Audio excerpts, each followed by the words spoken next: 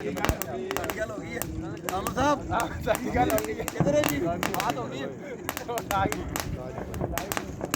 ਹੱਥੇ ਪਕੜਾ ਖਾ ਲੋ ਯਾਰ ਪਾਲ ਮਾਰੀ ਜਾਂਦਾ ਪਕੜ ਕੰਮ ਕਰਾ ਲੱਗਾ ਹੈ मैंने आजा तो उन्हें फटा दो फिर चलाओ